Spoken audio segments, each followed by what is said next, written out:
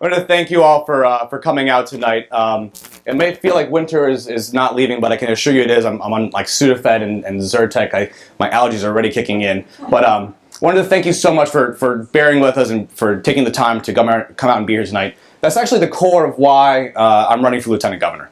Was just mentioned, my father immigrated in 1969 to Massachusetts, and what he found, the activism on the streets, doesn't look like anyone is old enough to have been around then, but what he saw was just so unique and different from everything he'd known that he became determined to instill in me the same appreciation he felt for the freedom and opportunity that America offers. So every few years, the whole family went back to China to visit cousins still living there.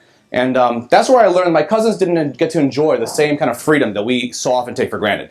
My cousins can't run for office because they think they have something different to offer. They can't write an op-ed criticizing a government decision without risking reprisal on themselves or their family.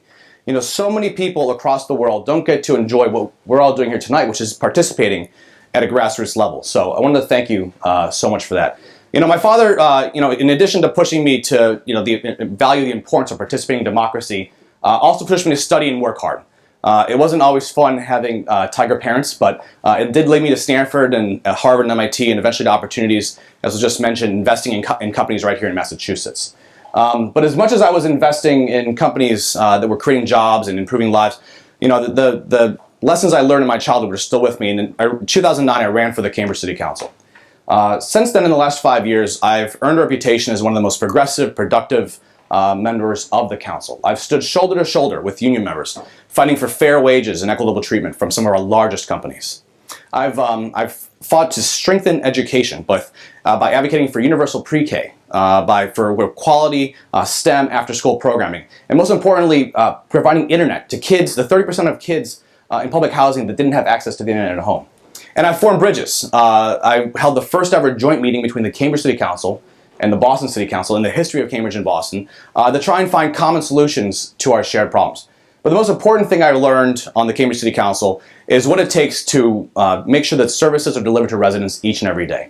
And I believe, I'm in this race because I believe that residents of Massachusetts and the mayors and the town managers deserve to have somebody in the corner office who understands the challenges of municipal government and how to deliver services and how the decisions made on Beacon Hill affect all 351 cities and towns across the Commonwealth. The reason I first ran for lieutenant governor, or the reason I first ran for the Cambridge City Council, and I hope to talk about this a little bit later, was because no one was talking about the innovation economy. Everyone was talking about the innovation economy. No one was talking about how to make sure it works for every single person in our community. And I'm not just talking about attracting companies and creating jobs, but making sure that the innovation economy doesn't just benefit a few people in the right zip code, but benefits every single person, whether you have a GED or a 4-year degree or a PhD. And that's the same challenge that the Commonwealth is facing right now. We can't have an innovation economy that's just limited to Cambridge and Boston. I see you moving towards me. But we can't have an innovation economy that's just limited here. We need to expand it throughout the rest of the Commonwealth, and that's only going to be done by investing in infrastructure, and investing in education, and continuing the path that the Governor Patrick has sent us on. And I believe I'm the best person to help us continue that vision. So I got 3 minutes, so I'll start with one.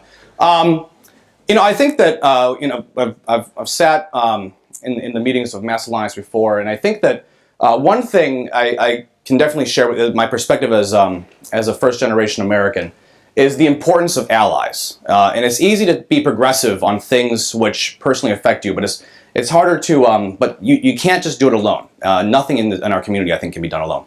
A few years ago, one of my colleagues introduced an order because of DOMA. Essentially, same-sex couples were taking home less pay than opposite-sex couples. That's a little bit of a mouthful.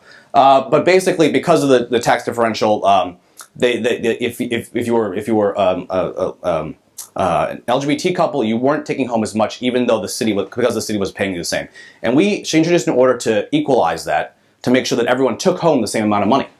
Well, the manager came back a few weeks later and said, "PeopleSoft, it's difficult. We can't figure out who's who. It just won't work." And we went around the chamber, and even though there were four members of the 9-member body were in that category, they were saying, "Oh, this really sucks. I can't do this." And I stood up and I said, "This is unconscionable. I've worked in private business. I've worked with HR systems before. I know this. You can solve this, and I'm unwilling to let my colleagues who are married take home less than I am just because you can't figure it out. We sent it back. I sent it back to him, and amazingly, 2 weeks later, they figured it out. But that's, I think, something where, it's not just about being progressive, and I think it's easy to say you're progressive and stand up for the values, but you have to be there for not just the members of your own community, but for the members of other communities as well. So, if I have more time, I can go into more. But you do have 1 more minute if you want to add something else about leadership on progressive issues. Yeah.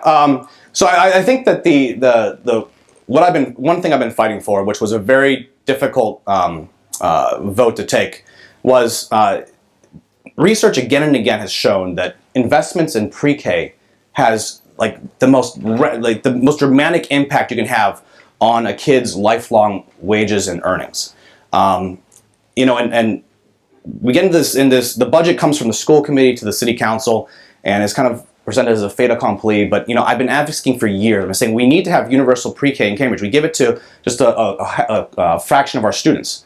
The superintendent came and presented the budget, and I said, you know what, we've been asking for pre-K. We asked for it last year, I asked for it before. Why isn't it in here? And he just kind of gave me this blow-off answer, and I said, you know what, I'm going to hold with the budget, and I want an answer. And because I did that, and I was able to convince all my colleagues to take a very risky vote, people were attacking us for not supporting education, not supporting teachers, all of it not true. We just wanted more.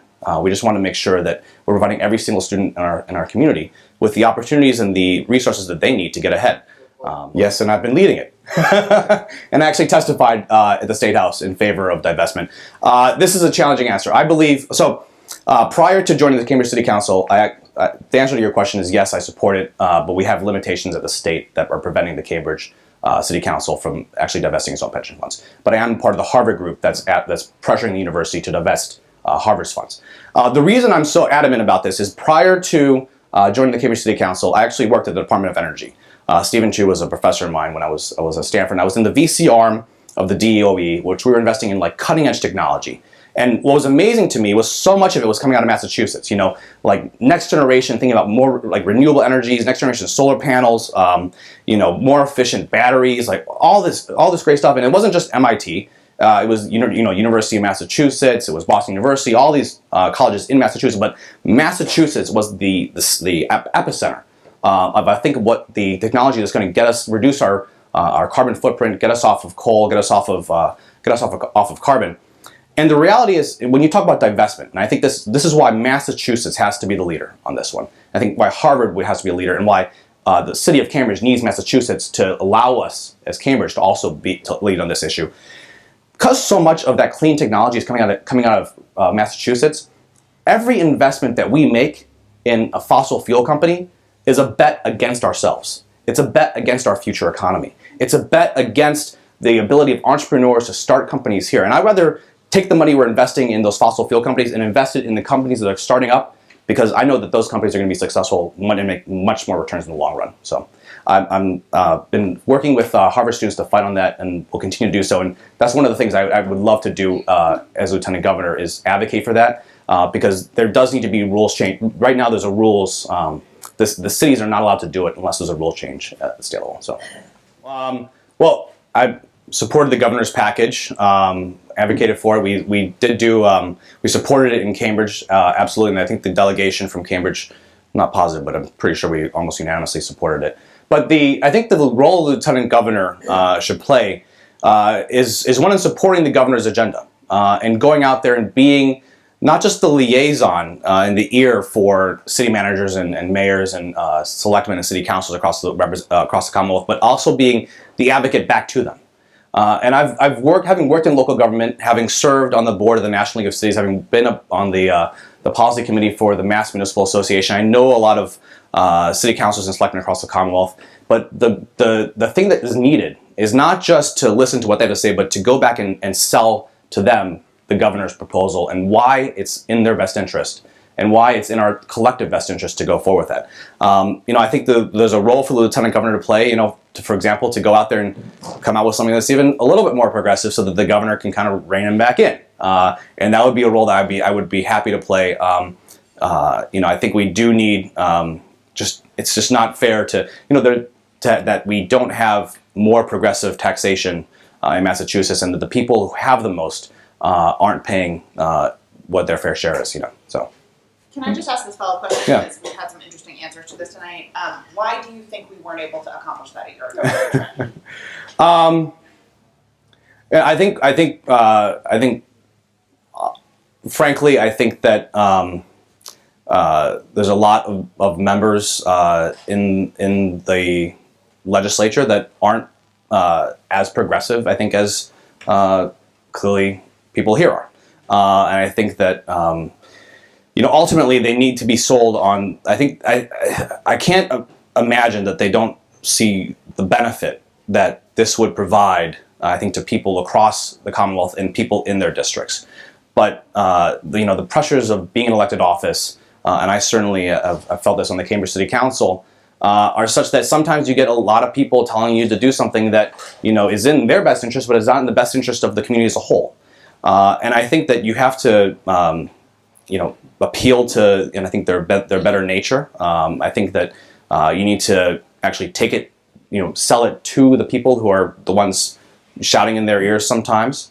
But I was disappointed that it didn't go through. But I think it's reflective of the fact that we have, although we kind of live in this, JP and Cambridge are kind of like sister cities in that way. But the rest of the state is not always at the same spot that we are, which means that we have to work that much harder to get them there. I think it costs more to keep somebody in prison than it would to retrain them or to make sure that they never go to prison in the first place. I think that it's even worse, I think, in other states, but we definitely need criminal justice reform here. I think that and I've fought this actually in Cambridge as well. There was a law when the decriminalization of marijuana went into effect a few years ago. There was a law that came down from I think it was the AG's office, but the police across the Commonwealth were proposing it that said, like, if they caught somebody, it would have just, the way it was written was, the law was just supposed to be a citation, but they were trying to introduce these laws so that you had to present an ID, which would have just fed people right back into the pipeline into prison. I fought that. I was successful in, shunting it off and killing it and making sure that did not happen in Cambridge. But, I think that when we're spending so much, it is so much more in our best interest to invest in programs to rehabilitate people when they come out, when they are in prison, preparing to come out of prison, when they're out of prison, keeping kids out of prison in the first place. I think that we have a lot of problems. Fortunately, they're not, I think, as bad here as I've seen in some of my friends who live in other states, but we have a lot of work to do. I think, as Bill Clinton said, the thing about being young and stupid is you're young and stupid. My father, I told you this, I got into briefly about the story about my father. I didn't get in time to tell the whole story, but frankly, when he, after immigrating to the country and becoming a naturalized citizen, and thinking about which party to join, and where he'd vote, honestly, the party that seemed the furthest from the regime that he'd left behind that my cousins were still living under seemed like the best choice, and that was as far right as you could go. And so I was raised thinking I was Republican. I was raised, kind of buying into that rhetoric. And I was always involved in the community. I was never really serious about politics, including my, failed run in Virginia, which was, honestly a bit of a mess. But, it wasn't, as I've matured and grown, and especially as I've attended the Kennedy School and studied policy issues and really thought about the values that I have and why I believe them. And I have a post on Blue Mask Group about this. I've realized that the progressive positions are sometimes even a little right of me. But I think that fundamentally, I encourage you all to check out the post on Blue Mask Group. But I think over the course of I've been tested on the Cambridge City Council. I've had a lot of tough votes, which could have gone either way. And I think my record, I'd ask you to judge me on my record over the last 5 years. I've earned a reputation in Cambridge as one of the most, not only progressive members, but one of the most productive, able to push things through. In part because I understand where people are coming from when they're on the other side sometimes, and I'm able to help them go through I think understand the basic principles that I have gone through and had to figure out on my own to get them there. So, but if I can say it, so I think the core difference also, by the way, is that and this is, I'll just tell you a little bit about what the post is. You know, I was part of the platform drafting committee for the Democratic Party platform last year, and I held hearings across the state and helped make the party platform even more progressive than it had been, including working on sections on immigration, which were new, working on sections on climate, which were new for the party this year, but even pushing it to be even further. And I believe that the difference, what we need to keep in mind, what we need to tell people, is that we are the government. There isn't this like government out there. You know, my cousins in China, there is a party out there that, you know, you can't join unless you buy into whatever they already believe and what their agenda is. But we are the government. And I think once you recognize that we are the government, you have to believe that the government can do good. Because I think we all want to do good. Even if we don't always succeed, we believe that in our fundamental ability to try and make things better. And I think that's the quintessential essence of what I think our common belief in government is, and that's why it all flows from there. So I'm out of time, but I encourage you to read the post.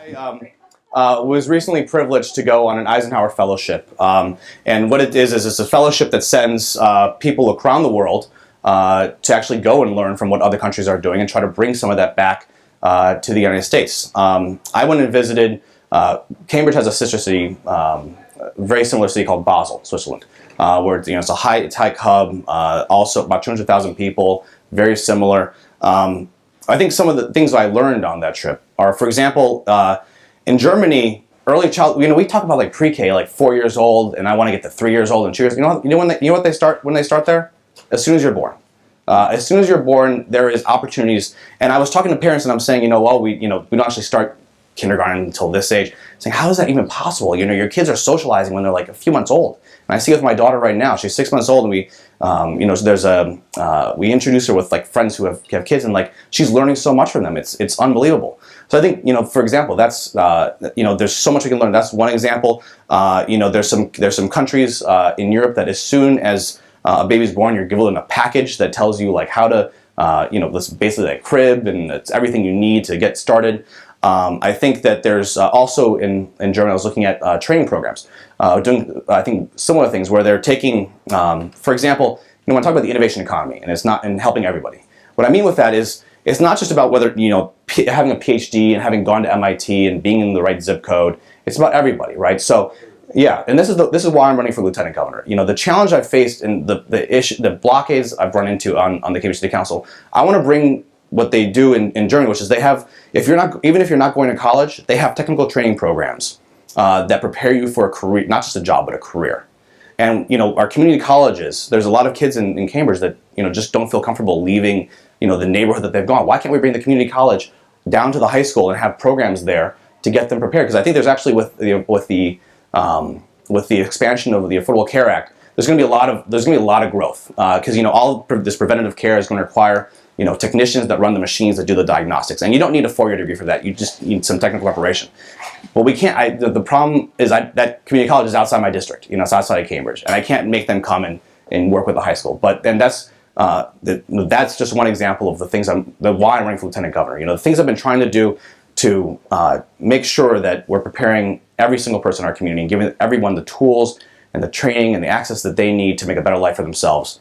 You can't just do it as a city. It's not, one city can't just do it alone. We live in a regional economy, whether it's housing or investing in education or regional transportation or making sure that people can get around or giving people the tools that they need to go out and create jobs, and taking these lessons learned from other countries. We're all in together. No one city can do it. We have to do it, but we can do it as a Commonwealth. That's why I'm running for lieutenant governor. In Cambridge, I think we pride ourselves in having developed over time a government that provides consistent services to residents and is very responsive. If we're adaptive, we try to make sure that everyone is on the same page.